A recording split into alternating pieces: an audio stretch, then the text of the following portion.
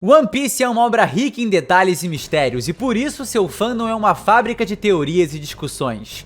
Mas muitos fãs tomam algumas informações como verdadeiras, quando na realidade não são. E isso é muito compreensível, porque One Piece conta com mais de 1000 capítulos, então algumas nuances acabam sendo esquecidas ou até mesmo modificadas pelo inconsciente coletivo. Mas fica tranquilo que esse vídeo tem como intuito revelar a verdade por trás dos erros mais comuns que a gente vê por aí. E a gente já vai começar por um muito clássico. 1. Ben Beckman não conseguiu parar Kizaru. No capítulo 579, Shanks impede o golpe fatal de Akainu contra Kobe. Os marinheiros e piratas são forçados a parar a guerra ou teriam que enfrentar a tripulação inteira do Ruivo. O capítulo estabelece a força da tripulação do Yonkou, mas uma cena em particular impressionou os fãs até demais. Kizaru tá pronto para atacar o Luffy ferido que estava sendo levado pelo submarino do Law, até que surge o inexpugnável Ben Beckman, apontando uma flintlock na fuça do almirante. E é nesse momento que o Kizaru levanta os bracinhos assim e fala: Ben Beckman, e fica completamente congelado. Só que não. Essa cena só tem 3 quadros e já foi suficiente para deixar muitos fãs especulando o nível de força de Ben Beckman, se ele era tão forte quanto um almirante ou quanto um Yonkou. Mas a verdade é que muitos esquecem que no capítulo seguinte, 580, Kizaru mostra não dar a mínima pra pistola apontada e usa seu Yasakani no Magatama pra tentar matar o Luffy. O Ben Beckman até aparece meio frustrado, falando: parece que eles não desistiram. E esse é um exemplo clássico de uma informação lembrada de maneira equivocada, uma percepção diferente do que de fato ocorreu. E vale lembrar, né, que em nenhum momento eu tô questionando a força do Ben Beckman. Como imediato do Shanks e braço direito dele, ele deve ser um dos comandantes de Yonkou mais forte de todos, se não realmente o mais forte entre todos eles. Mas nessa cena, ele não parou Kizaru. 2. Essa aqui até me dói falar. Sanji já usou uma arma contra uma mulher, especificamente a Robin. Sanji é a alma gentil do bando. Os ensinamentos do Zeff o fizeram um homem que preza pela gentileza. E 2 das suas principais lições foram: nunca usar suas mãos em combate e nunca machucar uma mulher. Algo que o Sanji segue com toda a sua convicção. Será mesmo? Eu poderia dizer que não, mas é meio que sim, mas é meio que não também. Mas é estranho, vamos ver. No capítulo 114, Sanji por instinto aponta uma flintlock para a cabeça da Miss All Sunday, mais tarde conhecida como Nico Robin. Claro que isso não funciona e logo nosso cozinheiro volta ao seu estado normal, percebendo a estonteante beleza da assassina. Pouca gente se lembra disso, mas alguns que lembram apontam isso como um possível erro narrativo ou não de acordo com a personalidade do personagem, mas não é exatamente isso. Passarei um pano. Ele usou a pistola só pra ameaçar. Obviamente ele não ia atirar com a arma, porque aí sim iria contra os 2 principais princípios dele: não usar as mãos em combate e nem ferir uma mulher. Então talvez, né, no caso de ameaçar, seja algo válido dentro da sua conduta de cavalheiro. Ou eu realmente só tô querendo passar um panaço pra ele. 3. Zeff já usou suas mãos em combate. Pois é, se Sanji segue tanto o exemplo de Zeff, essa escorregada aí citada anteriormente pode ter vindo do exemplo de seu pai de alma, o Perna Vermelha. Não usar suas mãos para agredir é a máxima de um cozinheiro, porque elas são instrumentos essenciais para a arte divina da culinária.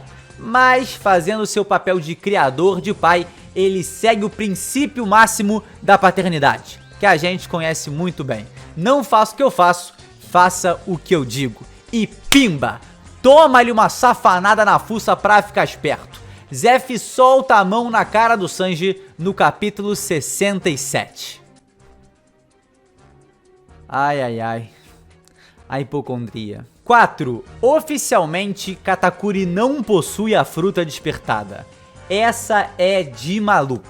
Parece muito que o Katakuri segue o exemplo do Doflamingo e possui uma fruta despertada, quando na realidade essa informação nunca foi mencionada na obra ou confirmada pelo Oda. A confusão foi gerada no capítulo 863 em seu lançamento semanal. O Jinbe menciona que a Mochi Mochi no Mi é uma fruta logia, mas na hora de lançar o volume 86, que contemplava o capítulo 863, houveram algumas correções. Normalmente isso é feito em todo lançamento de volume, né? Os revisores consertam pequenos erros gráficos, como por exemplo a bandana do Zoro que sumiu, a cicatriz no peito dele que por algum motivo doido era a do Luffy, mas dessa vez eles corrigiram a fala do Jinbe, que passou a dizer que o Katakuri tinha uma fruta paramécia especial, termo que até então, né, é incerto para nós.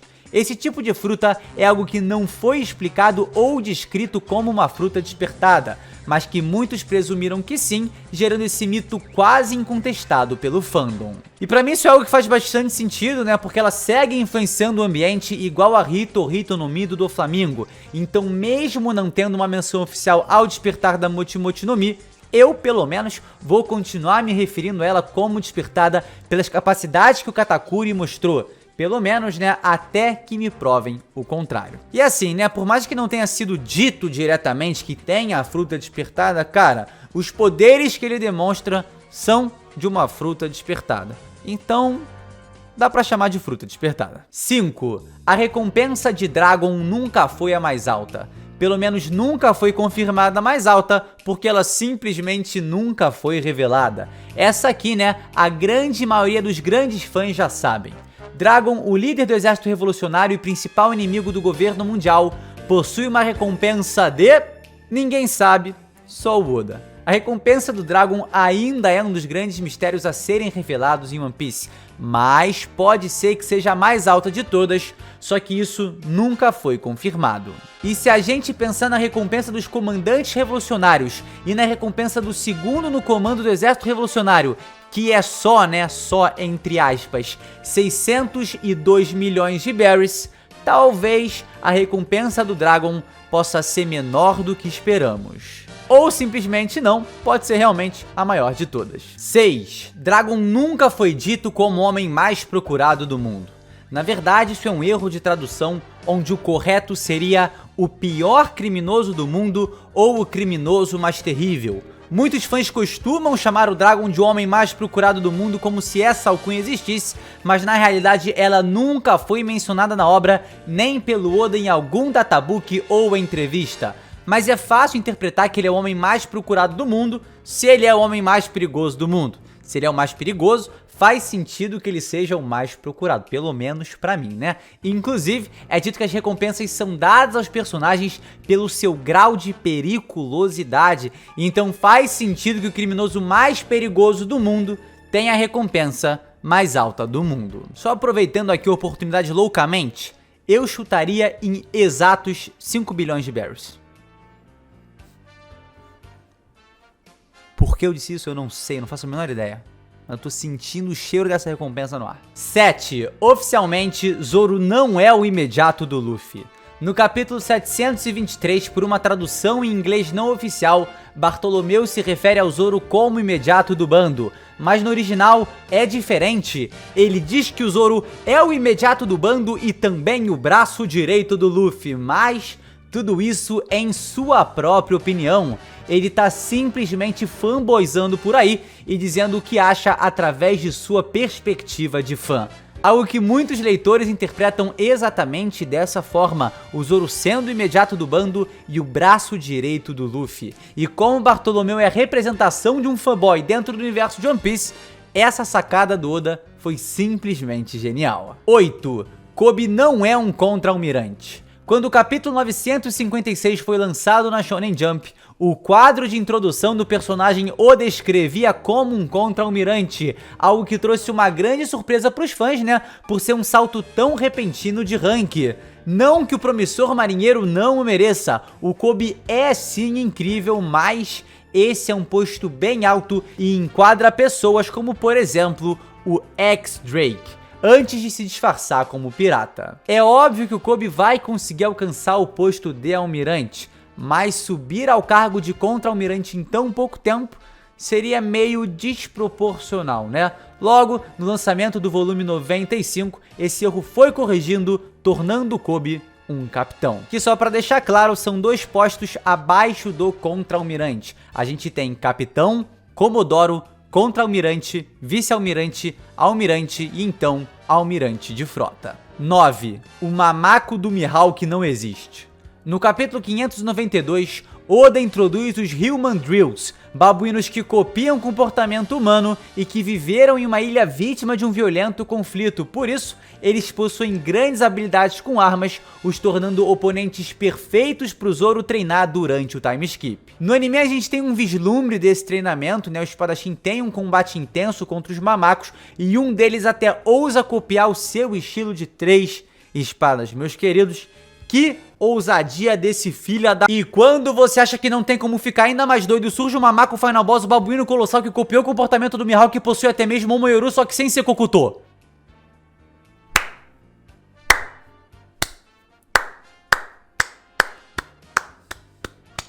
Um dos mamacos mais poderosos de One Piece. Seria um dos mamacos mais poderosos de One Piece se ele existisse. Mas ele não existe. O Mamaco do Mihawk é uma mera invenção. Nem adianta criar questionamento em cima dessa lendária e maravilhosa e esbelta criatura, porque ela é simplesmente um grande filler. Exatamente e puramente isso. A luta de Zoro contra os mamacos só foi demonstrada no capítulo 592. Nele não aparece nenhum macaco com 3 espadas ou um mamaco com a Yoru do Paraguai. Os Human Drills usam armas velhas como mosquetes e espadas estilo europeu, e logo Zoro derrota eles em off-screen até o capítulo 597, sem nunca serem mencionados novamente. A realidade é que o Zoro enfiou a porrada neles com muito mais facilidade do que foi mostrado no anime. Essas cenas acionais existem apenas na adaptação da Trolley Animation, entrando na categoria de filler, ou seja, encheção de linguiça. Mamaco e linguiça. Linguiça e mamaco. 10. A Guerra de Marineford não foi transmitida para o mundo. Muitos leitores parecem esquecer de como os eventos do mundo são relatados em One Piece. A Guerra dos Melhores foi transmitida apenas para o arquipélago de Sabaody, ao vivo e a cores. E foi a partir dessa região absolutamente cheia de jornalistas clickbaitentos que a notícia se espalhou através das Big News. Tanto que quando os personagens reagem à notícia da guerra, eles estão segurando um jornal, ou seja, a guerra foi vista na íntegra apenas em Sabaody, mas as notícias espalhadas pelo mundo vieram de jornalistas tendenciosos. Mentira, não sei se eram, né? Poderiam ser, poderiam não ser, enfim, não dá pra saber. E é isso, espero que você tenha gostado desse vídeo. Não esquece do like e também de se inscrever no canal, eu adorei trazer ele e também acho muito importante, tá? A gente ter algumas questões que foram levantadas aqui em mente. Existem várias verdades que na realidade são apenas um grande equívoco. Então trazer um vídeo como esse é uma parada bem legal também pra gente se atentar melhor a alguns detalhes que podem ter passado despercebidos ou que a gente acaba alterando na memória, mano, por simplesmente acabar alterando na memória. Acontece. Então é isso, a gente se vê sem sombra de dúvidas exatamente num próximo vídeo. É isso, galera. Valeu!